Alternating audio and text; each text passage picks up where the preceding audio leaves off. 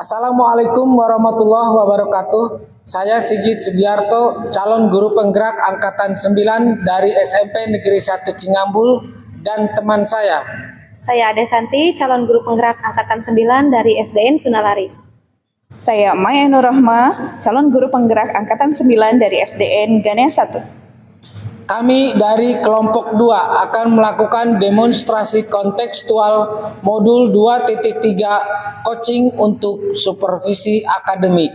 Selamat menyaksikan. Assalamualaikum warahmatullahi wabarakatuh. Bu Ade, apa kabar? Waalaikumsalam warahmatullahi wabarakatuh. Alhamdulillah kabar saya baik. Pak Sigit sendiri apa kabar? Alhamdulillah ya, kita bisa ketemu hari ini dalam rangka observasi sebelum Bu Ade melakukan proses coaching. Ya. Nah, jadi sebelumnya ada beberapa hal yang harus didiskusikan dan harus ditanyakan sama saya sebagai observer, yaitu tentang rubrik penilaian. Karena nanti Bu Ade sebagai coach dan coach Bu Ade nanti akan dinilai. Adapun rubrik penilaiannya adalah apakah sudah sesuai dengan alur tinta atau belum. Yang kedua, bagaimana nanti Bu Ade memberikan pertanyaan berbobot, apakah sudah sesuai dengan kata kunci yang coach sampaikan atau belum. Ya. Dan yang ketiga, bagaimana coach tersebut merespon atau menanggapi pertanyaan dari coach. Ya, seperti itu. Dan jangan lupa Bu Ade bahwa harus disesuaikan dengan prinsip coaching, yaitu kemitraan, proses kreatif, dan memaksimalkan potensi. Ya. Adapun pertanyaan yang ingin saya sampaikan ke Bu Ade hari ini, yang pertama, kira-kira nih kompetensi apa nih yang akan Bu Ade kembangkan pada coaching kali ini? Untuk proses coaching kali ini, kompetensi yang ingin saya kembangkan yaitu kehadiran penuh atau present, kemudian mendengarkan aktif dan mengajukan pertanyaan berbobot. Ya. Dan di antara ketiga kompetensi tersebut nih, pertanyaan kedua, kira-kira kompetensi yang mana yang ingin Ibu Ade kembangkan secara spesifik pada observasi kali ini? Untuk kompetensi yang ingin saya kembangkan secara spesifik, yaitu mungkin yang pertama mendengarkan aktif dan yang kedua mengajukan pertanyaan yang berbobot, Pak. Ya. Nah, pertanyaan yang ketiga, indikator yang bagaimana yang diinginkan oleh Ibu Ade dalam proses coaching kali ini?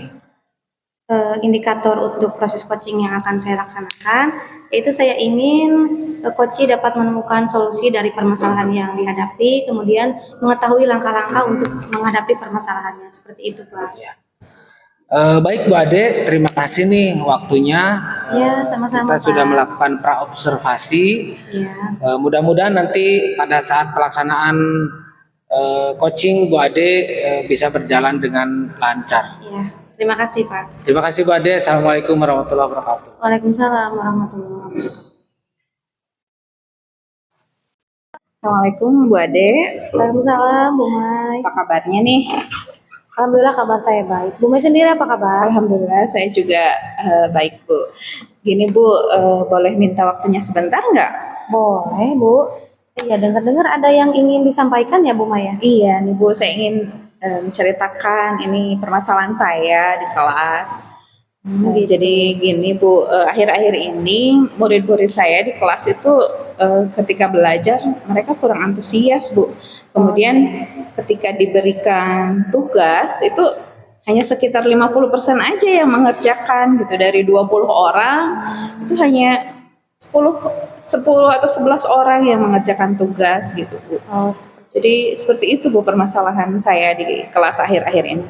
Jadi di kelas Bu Mai ini antusias siswanya dalam pembelajaran itu kurang, seperti itu ya? Iya, berkurang Bu. Baik, kira-kira dari percakapan kita ini apa yang Bu Mai harapkan? Ya, saya mengharapkan solusi ya Bu terhadap permasalahan saya di kelas akhir-akhir ini. Solusi ya.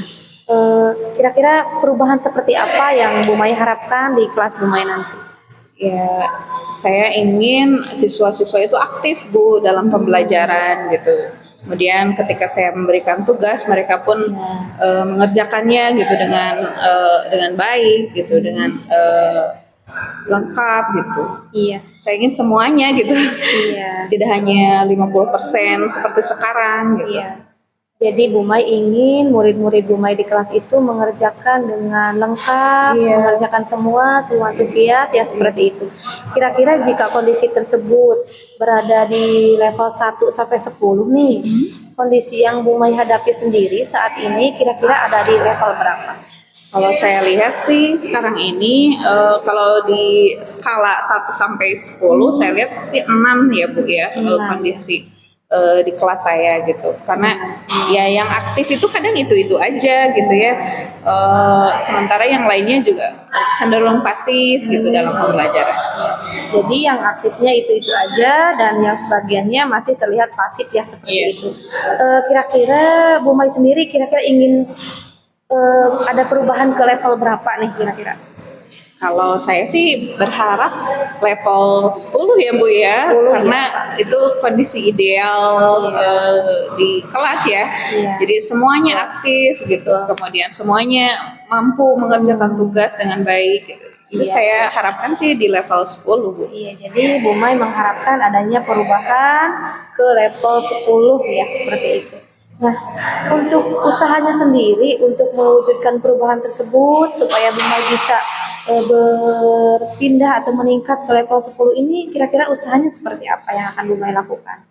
Saya sih berencana untuk merancang pembelajaran yang berdiferensiasi Bu. Ya. Karena saya memahami bahwa pembelajaran berdiferensiasi itu memenuhi kebutuhan minat dan bakat siswa. Jadi saya harapkan ketika nanti belajarnya sesuai dengan minat, sesuai dengan keinginan mereka, maka mereka akan aktif dengan sendirinya tanpa kita paksa, ayo dong gitu. Jadi mereka dengan sendirinya akan aktif gitu dalam pembelajaran karena itu minat mereka gitu. Jadi seperti itu Bu. Ya, jadi Bu Mai akan merancang pembelajaran berdiferensiasi ya untuk memenuhi kebutuhan belajar murid Bu Mai ya. Mungkin pada saat melakukan atau mengimplementasikan rencananya nanti, Bu Mai membutuhkan dukungan mungkin? Ya tentu saja dukungan dari berbagai pihak ya, terutama di sekolah ya, dari kepala sekolah, dari rekan kerja gitu. Tentu dukungan itu sangat saya perlukan gitu. Ya memang dukungan itu sangat kita perlukan ya dalam mengimplementasikan suatu rencana. Kira-kira kapan nih rencana tersebut akan Bu Mai realisasikan? Kalau saya rencananya saya ingin melaksanakan itu minggu-minggu ini Bu, gitu, segera gitu. Karena ini sangat urgent ya. Ketika murid pasif, tentu pembelajaran tidak menyenangkan gitu. Sementara ketika murid aktif, ya tentu saja karena mereka merasa nyaman dan menyenangkan gitu berada di kelas gitu. Nah, jadi Bu Mai akan segera melaksanakan dalam minggu ini. Minggu ini betul. Sekarang kira-kira apa nih yang Bu Mai dapatkan dari percakapan kita kali ini? Ya, dari percakapan kita kali ini saya mendapatkan solusi atas permasalahan saya Bu ya. Solusi atas permasalahan saya kan tadi saya mengatakan bahwa siswa-siswa saya di kelas itu cenderung kurang antusias. Nah, dari percakapan ini saya menyimpulkan bahwa ketika saya akan merancang pembelajaran yang menyenangkan sehingga bisa membuat siswa aktif. Tentu saja tadi saya katakan dengan pembelajaran berdiferensiasi tadi Bu. Ya. Alhamdulillah sekarang Bu Mai sudah menemukan solusinya terhadap permasalahan yang dihadapi, yaitu dengan melakukan pembelajaran berdiferensiasi tadi ya. Semoga rencana Bu Mai bisa berjalan lancar dan saya tidak sabar nih ingin mendengar cerita apabila Bu Mai sudah melaksanakannya nanti seperti apa. Nanti kita boleh berbincang-bincang lagi ya Bu Mai ya. Tentu saja Bu. Iya. Mungkin untuk percakapan kita kali ini dicukupkan sekian Bu Mai ya. Ya, terima kasih Bu atas waktu dan sharingnya pada kesempatan kali ini. Iya, sama-sama. Terima kasih Bu Mai. Sama-sama Bu. Assalamualaikum. Assalamualaikum warahmatullahi wabarakatuh, Bu Ade. Waalaikumsalam warahmatullahi wabarakatuh, Pak Sigi. Alhamdulillah, Bu Ade, kita sampai ke kegiatan pasca observasi nih. Bu Ade kan sudah melakukan proses coaching ya. Iya, betul. Ada beberapa pertanyaan lah sedikit. Saya minta waktunya 5 sampai 10 menit ya, Bu Ade. Iya, iya. Nah, yang pertama apa saja nih yang sudah Ibu Ade lakukan pada saat coaching terkait indikator ketercapaian yang diinginkan itu, Bu Ade? Iya, baik. Jadi pada proses coaching yang sudah saya laksanakan, yaitu sudah saya lakukan sesuai dengan alur Tirta, yaitu adanya tujuan, identifikasi masalah, rencana aksi, dan tanggung jawab. Kemudian juga saya sudah menggali potensi coach untuk dapat menemukan solusi dari permasalahan yang dihadapi oleh coach tersebut. Ya. Lalu yang kedua nih Bu Ade nih, saya juga perlu menyampaikan catatan-catatan kecil saya nih hasil observasi yang berbasis data itu ya Bu Ade ya. Ini menurut saya nih, selama Bu Ade melakukan proses coaching itu menurut saya sudah berjalan baik ya Bu. Karena prosesnya itu alurnya sudah sesuai menggunakan dengan alur Tirta gitu. Dan Bu Ade juga sudah berusaha menggali potensi yang ada pada koci gitu, sehingga yang saya amati itu kocinya bisa menemukan solusi atas permasalahannya gitu. Dan tentunya yang terakhir proses coaching yang dilakukan sama Bu Ade itu sudah dilakukan dan sesuai dengan prinsip coaching gitu ya Bu Ade. Dan pertanyaan terakhir nih Bu Ade sebelum kita tutup pembicaraan kita hari ini. Menurut Bu Ade kompetensi apa lagi nih yang ingin Bu Ade kembangkan berdasarkan hasil coaching yang barusan Bu Ade lakukan? Untuk kompetensi yang ingin saya kembangkan lagi, yaitu saya ingin lebih memahami mengenai alur Tirta ini supaya kedepannya saya dapat melakukan proses coaching dengan lebih baik lagi seperti itu. Ya, baik Bu Ade, pra observasi sudah kita lakukan, observasinya sudah Bu Ade lakukan, dan pasca observasinya sudah dilakukan. Terima kasih banyak nih Bu Ade. Mudah-mudahan kedepannya kita bisa melakukan yang lebih baik lagi. Terima kasih Bu Ade. Assalamualaikum warahmatullahi wabarakatuh. Waalaikumsalam warahmatullahi wabarakatuh. Terima kasih Pak Sigi.